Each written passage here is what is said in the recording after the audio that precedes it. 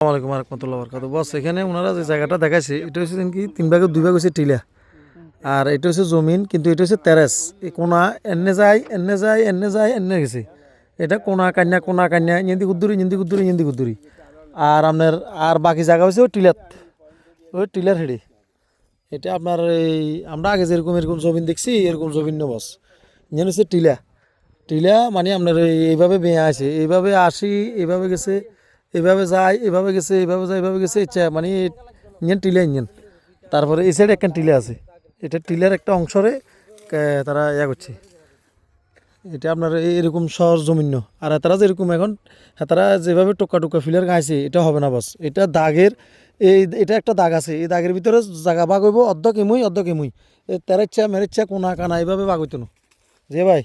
এভাবে জমিনের ভাগ এভাবে হবে না, এটা জমিনের ভাগ হবে কি আপনার সোজা সোজা। হ্যাঁ, কিন্তু এখন আমরা তো আগে দেখছি যে জমিন পুরা বসে ভিডিও জিয়ান আছে ধানের